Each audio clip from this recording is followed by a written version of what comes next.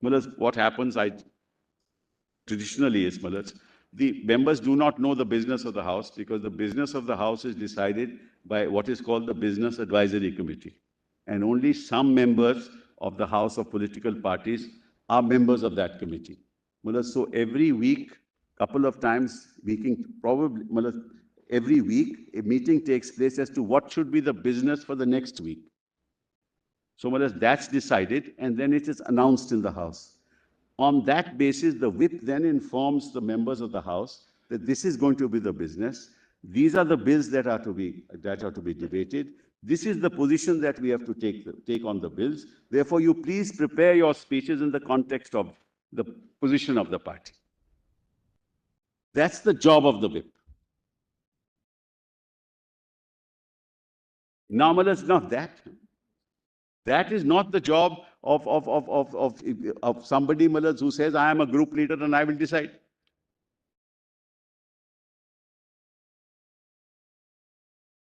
That is why the whip is appointed by the political party, for that very reason.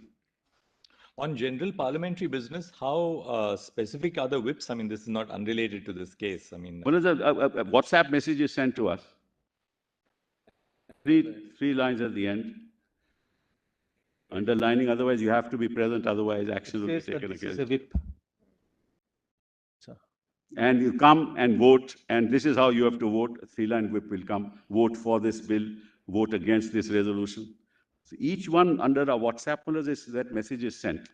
So we have to be present. They're very generous, because while we argue our cases, proceedings are going on, so we're not present. So they don't trouble us too much. Special exemption 9 schedule. Special 9 schedule. That holds for Mr. Jethanani also, right? Well, my personal opinion, this is my personal, I don't want to say it. The fact of the matter is, if you want to practice, you should practice. If you want to be in Parliament, devote your time to Parliament. That should be. Otherwise, we can only perform one function, we can't perform both. Anyway, that's another matter. No, it's not that. It's what happens is that the key issues of the party are nowadays before the court. And they want us to be here. And slowly Mr. Jethmalani will realize as the burden increases that he might also have to do that.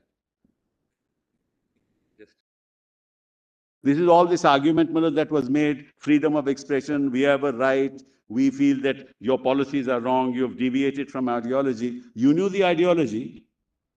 You knew that he is the Paksh Pramukh. You knew what he stands for.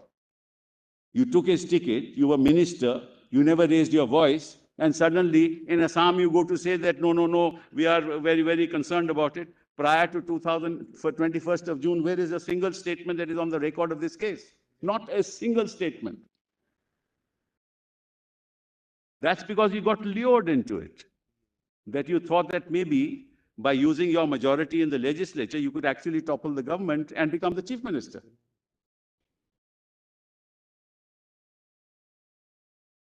So then it says, well, any difference of opinion must be first ventilate and fight within the party. Kindly see that. Your Lordship asked me that question, then what does he do? He has to ventilate it within the party, call a meeting.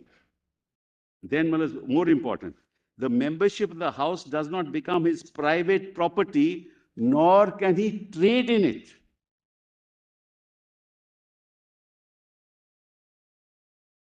How prescient, these words are.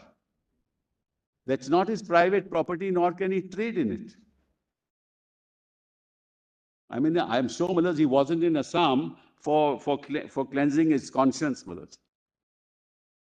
There were bigger issues that were to be dealt with in Assam, somewhat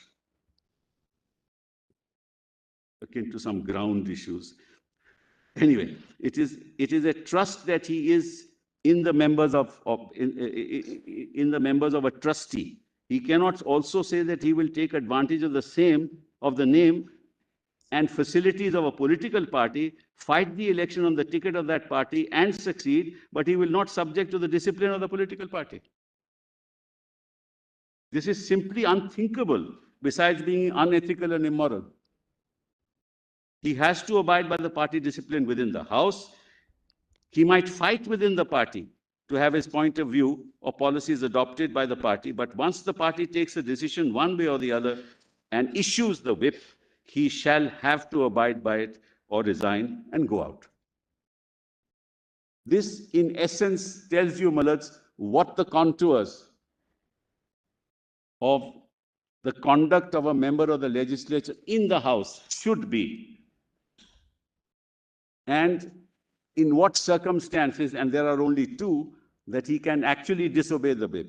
One, he can take the permission of the leader, and two, Malads, he says something contrary to the whip and the party condones it.